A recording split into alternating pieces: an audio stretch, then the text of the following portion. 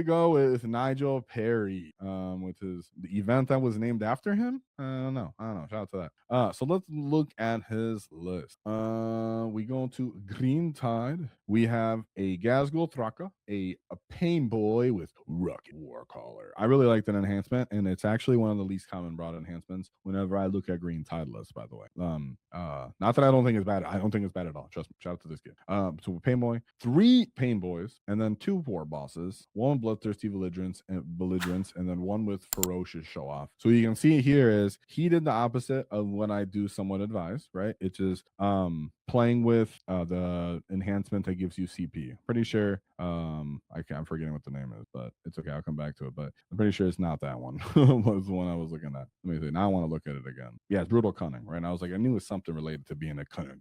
So he brought everything but the Brutal Cunning. But I really do like the Ruckus Warcaller because it keeps that unit at really high potential, which is what you would want, in my opinion, alongside Gaz's unit. So I'm 100% in line with that because as Gaz's unit's dying, he can still use all the strats optimally. So we have 1, 2, 3. Wait, yeah, 1, 2, 3, 4, 5. The big 120. Woo! Yeah, okay, dude. I'm pretty pumped about that. I'm okay. You went the full all the way with the 120 gets, and you got the Pain Boys, and you got I'm feeling this, and I'm feeling your back. All right, so then 3 minimum sized units of Gretchen, 1 unit of Mandos. Still need that mandatory Mandos. Can't let those guys get the infiltration game on you. And then 1 Storm Boy unit. Very nice and neat. Very much like this list. Still all the Gretchen you need. Just sit around, be more OC, and do stuff. It's all the infiltration. And you still fit a jetpack point on the list somehow. Awesome. Full gets. Very straightforward with what you're trying to accomplish here. And I'm here for it. So nothing extra to really break down there other than to look over your win path, which were excellent scores along the whole way. And even when you lost, you still did a great job. So let's look at this Green Tide, because Green Tide's getting left. Oh, of course, can't speak. 40K Dirtbags picking up Green Tide. Shout out to that gig. We'll be looking at results from him probably sometime here in the future as well. Anyone that wants to endure can get a really high ceiling potential from Green Tide. You just have to be a committed, real big war boss, right? And I like that. Oh, I just looked at your list. Get out of here. So let's look at his.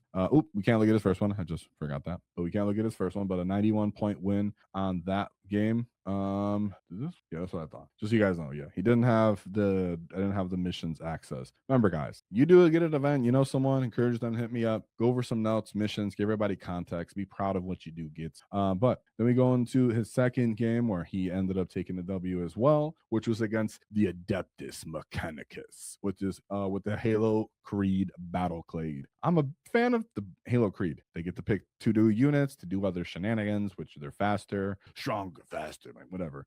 They can do stuff like that, which makes their units act like little independent missiles, which is cool to see. He only brought Balsair's Claw, so you can act like an Oath army. 2 units of Scutari Ranges, 3 units of the Iron Striders, Bellastari, triple las cannon, twin cannon chickens, whatever. As you can imagine, absolutely doing jack booty against that many orc boys, right? But this is when we talk about you're going into countering the meta. People are expecting stuff like I have to kill heavy infantry, I have to kill big necrons, I have to kill blah blah blah, kings, I have to kill primarchs, I gotta kill, right? And then they're like, oh, I got all these ladder cannon shots for boys, I guess. Oh, that sucks. Then we have 1 unit of Skystalkers, a Servitor Battle Clay. That's one of their new unit servitors. I think it's like they do an objective when they advance, and then they get a little bit of small arms fire and heavy weapons, like 2 of them. So that's kind of cool. I think it's a cool unit. Shout out to AdMech, crazy gets. 1 big brick of Skitaran Infiltrators, and then a 5-man unit, followed by another 10-man unit of Skitaran Infiltrators. A lot of volume of punches. These units generally will be like, okay, Orc Boys can be a pretty good target for me. It's just the amount of Orc Boys, right? Can they blend all of them?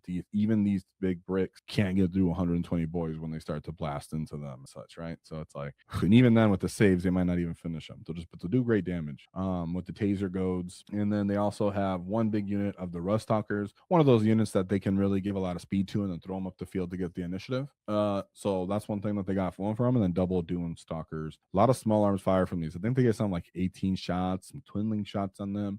So it is to be considered in most normal matchups. He did have stuff, but he just spent, pretty much like when I say I'm not half, but almost like 40% of his points on Striders, right? So and then Cull. So I get it. So big W there, 88-point win, but that was the least of all his point wins, right? So he wasn't able to, I don't know what the mission was, but he wasn't able to just straight bully through the AdMech, even though you have that, because those units are very fast and dynamic. There's Rust Talkers and such when they're being be able to give Creed buffs and such. So then we go into his third game, which is the Eldari Cedar Council. I don't know why I'm saying names like that. I just have fun. We got Eldar, Uthran, right? Farseer, Fugan, Genzar, Slilax, Magan Ra, and then a Warlock. Bunch of little character hero hammer there. 5 Kosar Void Reapers, a Guardian Defender, some Storm Guardians, a 5-man unit of Reapers, from 5-man Fire Dragons, 10-man brick of Howling Banshees, Rangers, Swooping Hawk, and Warp Spider. So obviously Howling Banshees and Warp Spiders, can give respectable output. But when you're playing with this many character like this, he's playing this kind of hero hammer-esque style. It's I don't want to be mean, but these guys are going in for one work endeavor and then getting work. You know what I'm saying? They're just kind of getting eroded, rolled up in the wave, rolled up in the wall, right? It is roll tide, however those guys say it down. Whereas just as they get in, they get to get the damage. There's so much more stuff still coming. Then you still have Gaz just running around, just finish out your unit off, kill you. You smash my unit. I'm still a good potential. I still get my buffs. I get roll back some dudes. Boom, boom, back. You imagine you don't get to re-kill Gaz's unit necessarily, but because there's so much of that same stuff on the field, people only have so many tools. It's like, well, one, you can use your own other mobs to keep Gaz's mob somewhat more safe. Less bodies can get into it to really fully smash into it and activate into it. So it might be that you're just only able to hit Gaz unit with like half your potential anyways. And then whatever you kill, he grows back with Pain Boys in the strat. So then you just keep going, like, oh man, that would be so. And it's so weird because I genuinely do want to play all these attachments all the time. It's like I just don't, maybe eventually with Blessed by Gork and more time to figure everything out. But that's right. If you can think about how all of these styles can be very fun to play, whether you're looking at last list we looked at, or you're playing this version or Mark Perry's version, or it's just a tactical brigade version. There's like a bunch of different cool, funny ways you could play Gaz and implement him as a problem. And that's what's going on here is he just rolled them up. 95 big points right there. Then we go into his loss, which was into the Space Wolves. Now, what I will say is when I was playing more Space Wolves, and if you've heard me talk about Space Wolves or Green Tide at all, you would note that I use the Space Wolves as a problem scenario a lot of the time. So yeah, not that I think you can't win it. I'm just saying it serves actual problems. So we have Saga of the Great Wolf, so they give themselves like I think lethal sustain as well as they go through and kill stuff and get tougher. So we have Arjak Rockfist, pretty good Terminator fighter on his own character, just meant for fighting. Then you have Bjorn the Fell-Handed, great data sheet overall. Getting stuck in with a lot of Orc Boys, he can do all right. Interestingly enough, he actually had the assault cannon, which played out better for him in this. He gets into a fight with Orc Boys, he's hitting with the assault cannon, right? And typically he has las cannon, so it's like, ooh, there's a couple more getting killed. Then you go into a captain with Terminator armor. He's going to get the -1 for strat. He has an enhancement for Grimnar's Mark. He has a lieutenant with combi weapon, so they can reroll ones are getting integrated in the mid table. The Bork Boys always have to be on objectives, like I always talk about when you're playing this. So you know where they're going to be. You know what you're going to have to reroll ones, so that helps the whole army. We got Logan Grimnar on his own. Then we have not on his own. I don't know why I said that. And then we have a Wolf God Battle Leader, followed by 5-man unit of intercessors, summon Cursos, and then double Redemptor Dreadnought. Not necessarily like, oh, these are gonna really bother my Orc Boy units. The thing is that they're staying alive. So I have KOC, and you can throw them right into the lines. Between Oath and what weapons do they have on there? They do have their macro. They still have the Gatling, right? So it's like, oh, okay. Then they cause your commitment to try to kill them, or they just keep kind of eroding you a little bit. Then we have Scouts, a big unit of Head Takers. Now, the Head Takers, if they have the Feel No Pain, there's a chance they can still take out Gas. But ultimately, what it really is, they can take out your other characters, your Pain Boys, your War Bosses. You start dismantling those guys out of the Green Tide units. That can be quite problematic for that mob. It falls apart very quickly. It doesn't have the damage for what's to come next. The abundance of Terminator. So he has 5 5-man units of Wolf Guard Terminator. right? So this is one of those units that they'll just meet you on the line. They have a good amount of wounds, good amount of punches of attack. They're cheap enough, and they'll just fight you over those objectives as well, getting additional buffs throughout the game when your head takers are killing characters and such. So depending on the mission, which I don't have context for, it's not that they can't win this matchup. It could be just that you're not, I don't want to say you're not familiar, but you couldn't avoid maybe the head takers taking out certain characters or popping away gas. Maybe too many boys bopped off all the Terminators. And he used the Redemptor Dreadnoughts to not allow enough of certain mobs to get into certain fights with more ideal targets. And then all these little characters that are still running out, they could do precisions alongside the head takers. So the whole character slot is kind of getting cleaned out, maybe even gas,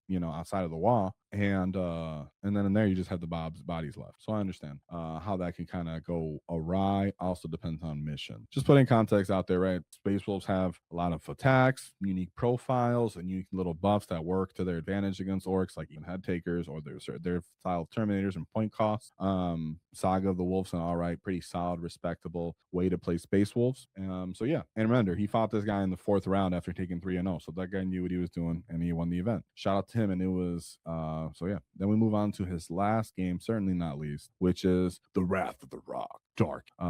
So we have a Azrael, Captain in Gravis armor, Captain Terminator armor, Lieutenant with Combi Whipper, and then Lionel Johnson. 2 5-man units of Jump Pack Intercessors, then 3 5-man units of Deathwing Knight, followed by the Eradicator Squad and some Inner Circle Companions. So you can see there are some very interesting similarities, right, between what he just played and what he had to play here. But you have some kind of hero hammer. Then these aren't, I know they're not epic characters, but they are hero hammer-esque when he's trying to buff these guys up. He still has Deathwing Knights on the list. They're not the same necessarily as the Space Wolf Terminators. Personally, I think Space Wolf Terminators, of course, for points, right? They still have a lot of wounds. They have 4 wounds a pop, and they cost 170 versus the 250. So also the other guy had more stuff. He also had more volume of some of his stuff on his characters as well. And the Redemptor Dreadnoughts, which, like I said, it's not that they're super efficient at killing characters, but they are kind of corralling the mob so the mob can't overwhelm these units that are trying to endure their 1 AP punches and then respond and keep eroding the units, right? And then he has Lionel Johnson. Boom. So Nigel, I don't know what mission this was or what happened here, but he did not let the mistakes happen last time. Put a big fat 100, got around the similar things. Of course, they don't have head takers. Their characters a little bit different, less super punchy characters because, like, sure, these are good characters. Like a Gravis armor captain is solid, but he's not a our Jack Rock, for example, right? So yeah, great job there. And there's only one dude here, Lionel. So great job, Nigel. I'm sure a great fight on death happened there. I can't do fight on death, green tide, but yeah, shout out to you, Nigel. Oh, let me show this list one more time. Very straightforward.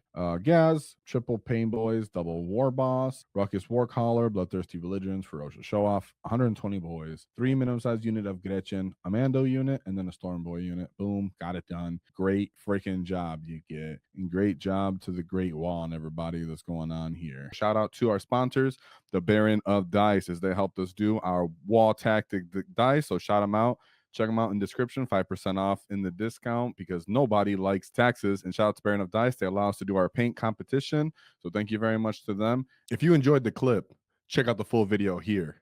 If you'd like to see more tactics, click here. Let's get stuck in, lads!